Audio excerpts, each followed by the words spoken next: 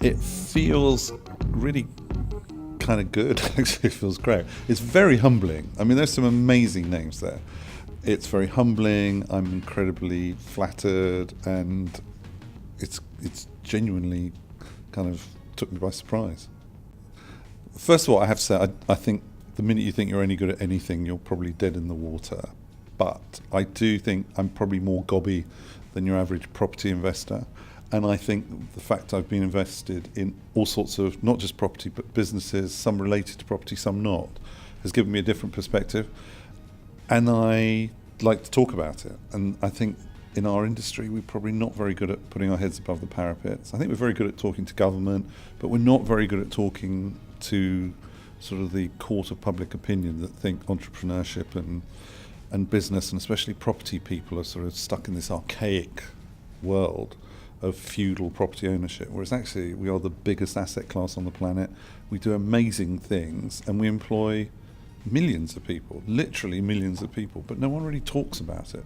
So if you like, my what I feel my biggest achievement has been is talking about what we do, talking about entrepreneurship, the wealth of society, the fact without entrepreneurship and property investors and developers and everyone in this industry of ours,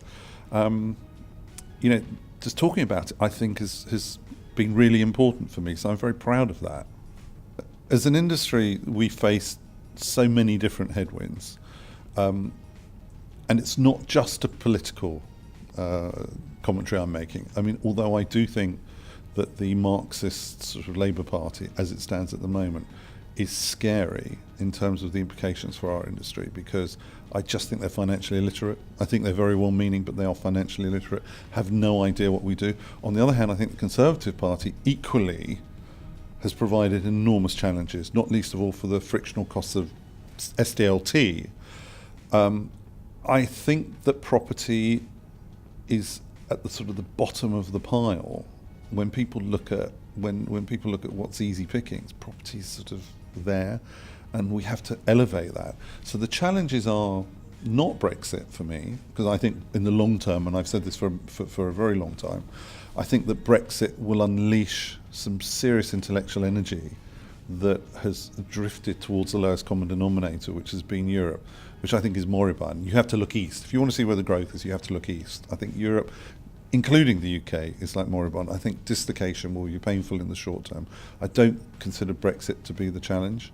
I do consider there are many global forces out there, from Trump to North Korea to Putin, there are many political things, geopolitical issues out there, but more close to home, I'm looking over my shoulder at what if we really do have a Labour government.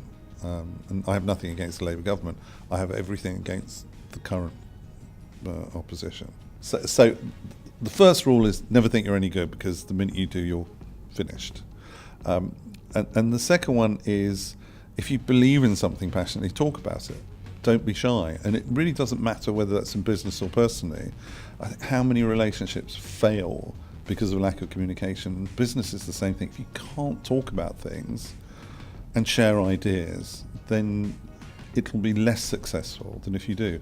And also there's this wonderful Theodore Roosevelt statement about being in bloody battle and being engaged, rather than being I'm paraphrasing, but rather than being one of the cold, timid souls that sits on the sidelines, that never enjoys defeat or success.